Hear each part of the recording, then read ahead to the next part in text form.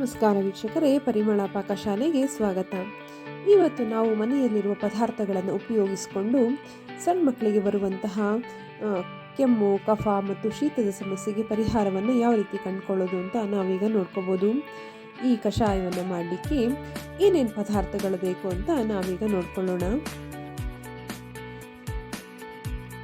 2 ರಿಂದ 3 ಎಲೆದೆಲೆ, ಒಂದು ಸ್ವಲ್ಪ ತುಂಬೆ ಎಲೆ, 4 ರಿಂದ 5 ದೊಡ್ಡಪತ್ರೆ ಎಲೆ, ಸ್ವಲ್ಪ ತುಳಸಿ ಮತ್ತು ಒಂದು ಸಣ್ಣ ಪೀಸು ಶುಂಠಿಯನ್ನು ತೆಗೆದುಕೊಂಡಿದ್ದೀನಿ. ಇದ್ರ ಜೊತೆಗೆ 4 ಕರಿಮೆಣಸನ್ನು ಸಹ ತೆಗೆದುಕೊಂಡಿದ್ದೀನಿ. 1 ಸ್ಪೂನಷ್ಟು ಜೇನುತುಪ್ಪವನ್ನು ಸಹ ತೆಗೆದುಕೊಂಡಿದ್ದೀನಿ. ಈಗ ನಾನು ಯಾವ ರೀತಿ ಮಾಡೋದು ಅಂತ ನೋಡ್ಕೊಳ್ಳೋಣ. ಈಗ ಒಂದು ಪಾತ್ರೆಗೆ 1 ಗ್ಲಾಸಷ್ಟು ನೀರನ್ನು ಹಾಕ್ಕೊಂಡಿದ್ದೀನಿ. ಇದ್ರ ಜೊತೆಗೆ ನಾನು 2 ರಿಂದ 3 ಎಲೆದೆಲೆಯನ್ನು ಕೈಯಿಂದ ಕಟ್ ಮಾಡಿ ಹಾಕ್ಕೊಂಡು ಇದ್ರ ಜೊತೆಗೆ ದೊಡ್ಡಪತ್ರೆ, ತುಂಬೆ ಎಲೆ ಮತ್ತು ತುಳಸಿಯನ್ನು ಸಹ ಸೇರಿಸ್ಕೊತಾ ಇದ್ದೀನಿ. ಮತ್ತು ಈಗ ತುರಿದಿಟ್ಟಿರುವ ಶುಂಠಿಯನ್ನು ಸಹ ಸೇರಿಸ್ಕೊಂಡು 4 ಕಾಳುಮೆಣಸನ್ನು ಸಹ ಜಜ್ಜಿ ಇದಕ್ಕೆ ಹಾಕ್ಕೊಂಡಿದ್ದೀನಿ.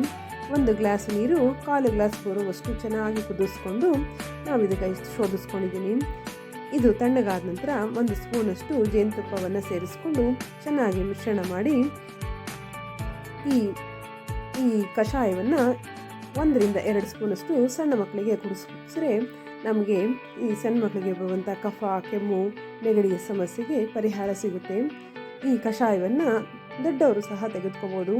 ಬೇಕಿದ್ರೆ ನಾವು ಇದಕ್ಕೆ ಬೆಲ್ಲವನ್ನು ಸಹ ಸೇರಿಸ್ಕೊಂಡು ದೊಡ್ಡವರು ತಗೋಬೋದು. ಈ ರೀತಿಯಾಗಿ ನೀವು ಸಹ ನಿಮ್ಮ ಈ ಕಫದ ಸಮಸ್ಯೆಗೆ ಪರಿಹಾರವನ್ನು ಕಂಡುಕೊಳ್ಳಿ.